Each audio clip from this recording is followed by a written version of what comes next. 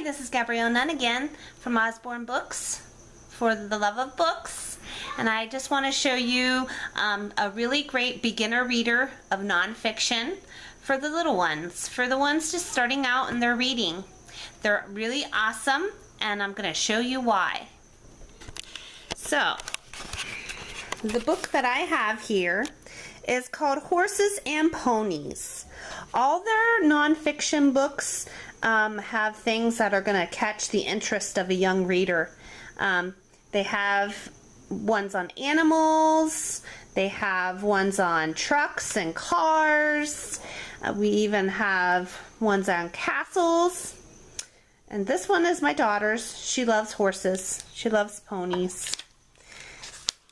So I got this for her to catch her interest. That's important.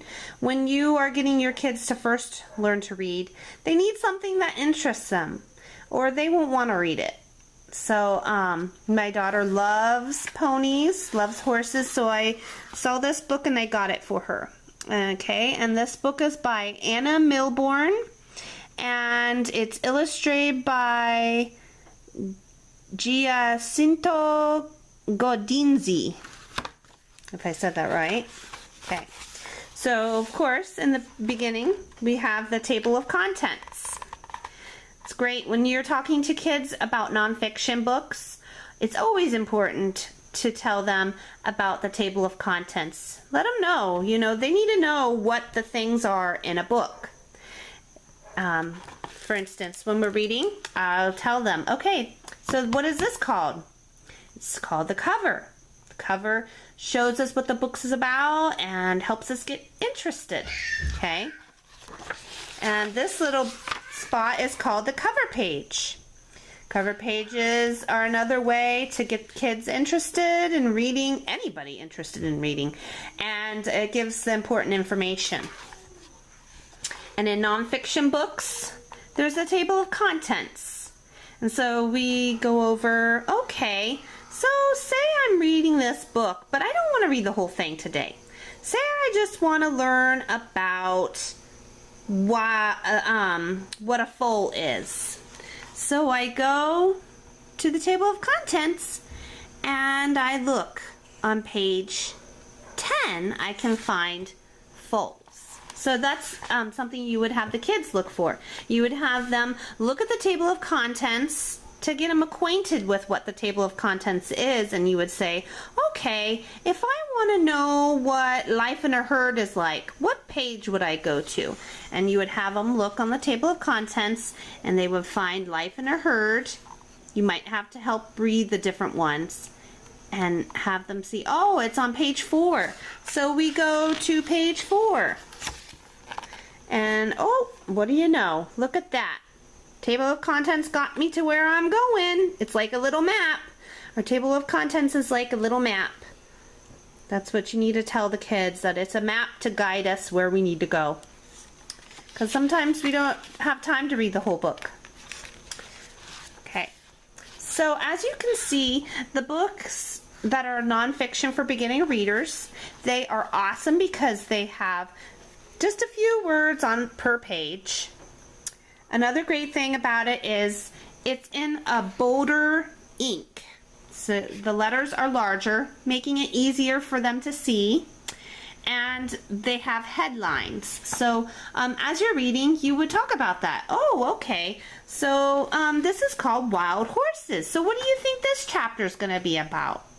It allows them to start learning about making predictions in a story, which is so important with readers. Okay, and so that is the other thing. The other thing about these books is the pictures are awesome, really, really awesome.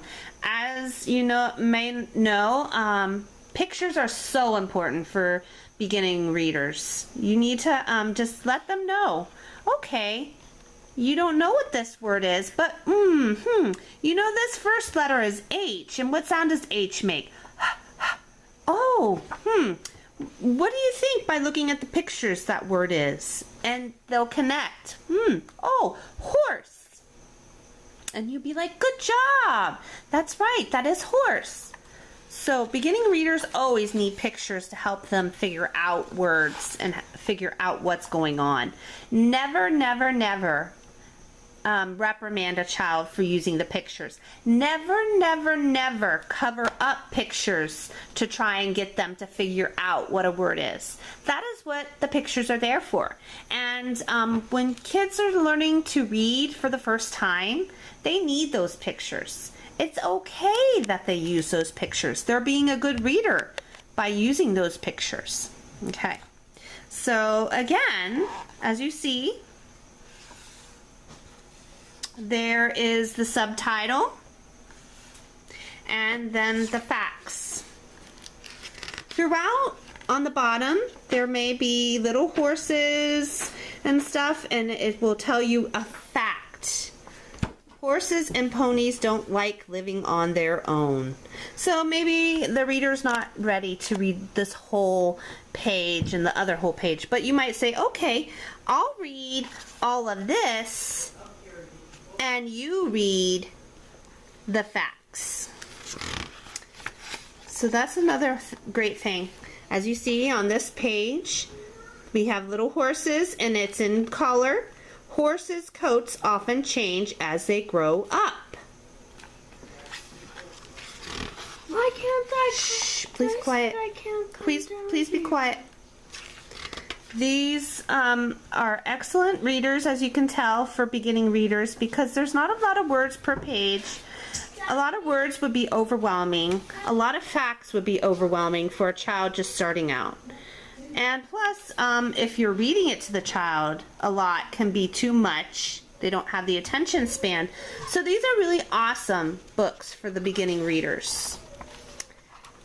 As again, you see, a few hours after a foal is born, it can run fast enough to keep up a herd. You need to please be quiet right now. Mommy said I can't. Stop sign. That means stop, please. So, that is what these books are all about. And on this page, they have, it's really great because it breaks it down into little steps. 1, 2, 3, and 4 on learning to write. A lot of times these books have little tiny charts that make it easier for kids to read. And at the very end, we have a glossary of horse words. So at the end, if they still are unsure about something, they can look at the glossary and they can read the definition. Herd, a group of animals that live together like a family. And as you see, they have pictures to go along with the word. That is so important because that helps kids really understand what the word means, especially if they don't have really good reading skills yet. Those pictures will help them better understand what they're reading. And on this last page is websites to visit. A lot of these nonfiction books are going to have a website link to it, and you go to that link and you type in the keywords beginners horses, and that will bring up more information for you to explore and learn more about horses. It's a really great thing. Last but not least, these books not only have the table of contents, but it has the index. This would be a great teaching moment to teach the kids about what an index is, that an index is kind of like a table of contents, except it's a little more in depth, because table of contents only gives me little sections, but the index gives me where to find certain topics that are talked about. So you, again, would say, so what pages will tell me about tails? And they find tails, and they would say, oh, on page 6, 15, and 17. And then, you would turn to those pages and look at it. Another good thing you might point out to your child as they're looking at an index is telling them that indexes are always alphabetical order. So that's important for them to know. Okay. These books can be found at Usborne's. They are $4.99 a piece. The awesome thing is they are a hardback book. They are very sturdy. No, they're not for babies. No. They're a hardback book. I'm sorry about that. And the pages are nice and sturdy, nice and thick. And I just really love these books for beginning readers. Even when the kids get older, sometimes they don't have the patience to look through those technical nonfiction books.